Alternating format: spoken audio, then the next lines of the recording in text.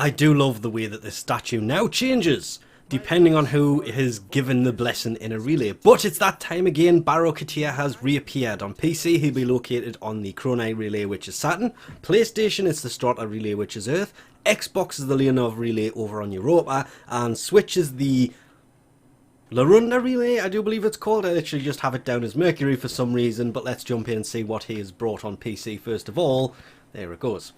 He has brought primed ammo stock, magazine capacity for shotgun. That could actually be really useful for certain shotguns, not for all of them.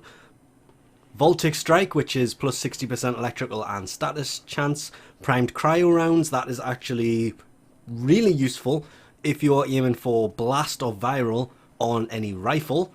Sweeping serration, which is 120% slash for shotguns. There is the prisma lotus sigil.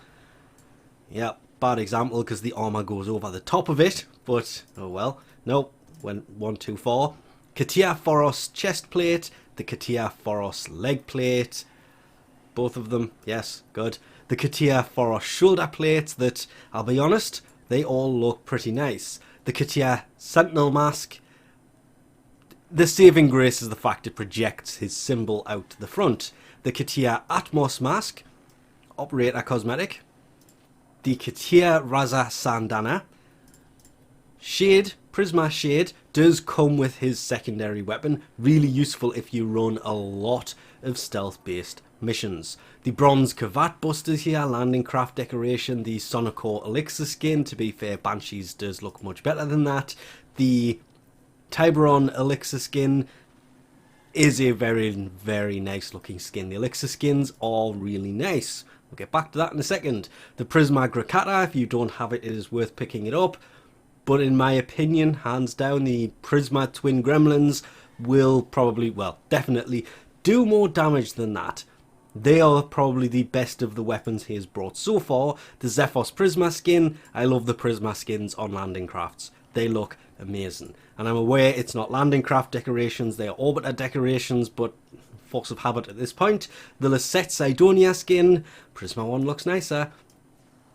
Though this does have the same kind of prisma moving effect on the top, so can be made to look like that. There is the prisma dual decurions that I love these things a lot. But it's an arc gun. You will probably have to grab a mag those. The deimos fast card, prex card, do have that, okay.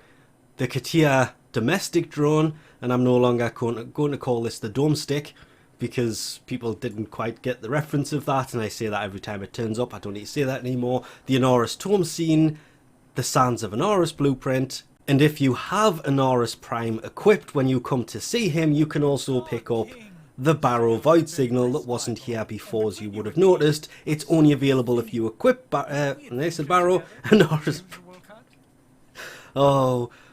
And that allows you to do a mission with Baro, and you can then get a hold of the elixir skins that way instead of buying them.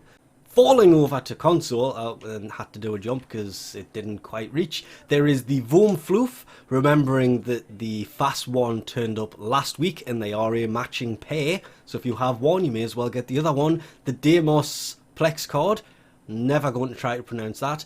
Primed pressure point, always worth picking that up if you don't have it because it's melee damage. Primed smite corpus, primed smite corrupted, primed smite grineer, and primed smite infested. They are of course the smite for melee, the entire set. The vome-fass glyph is here, and I do love the look of that quite a bit.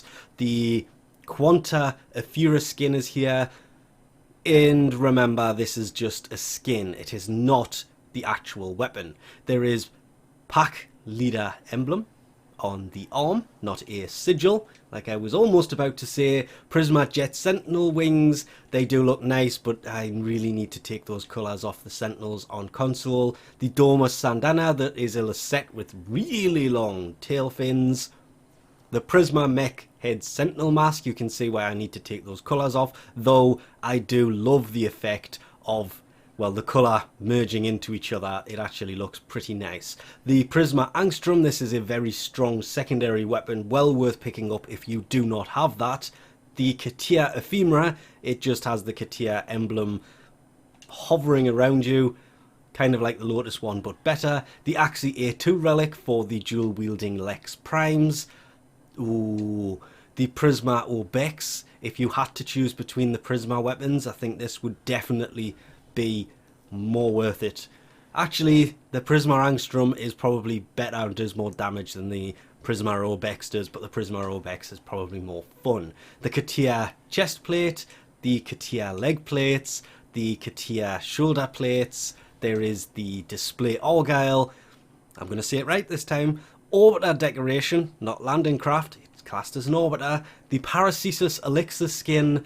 I love this skin on this weapon, it actually looks and fits it really nice, but there is other skins that fit that quite nicely. Glaring sigil, which, now you see why I nearly said sigil for that earlier, the Sands of Inaros blueprint, and the Faith Path ephemera, as well as Inaros's Baro signal if you have Inaros Prime over on console. As always, Baro Ki'Teer will be around for 2 days. Yes, just quickly check, make sure it's the same on console. So if you want to get in and pick anything up from him, there's no need to panic. Everything he brings will cycle back through if you cannot get in to see him before he leaves on Sunday. And one of the best parts about this, these blessings, it's nice when they are constant, which leads us back to where we started with the fact that I love this. It's a little change, but I love the fact that whatever player give you the blessing appears in the middle there. And with that, we'll leave this off here. Thanks for watching, and I'll catch you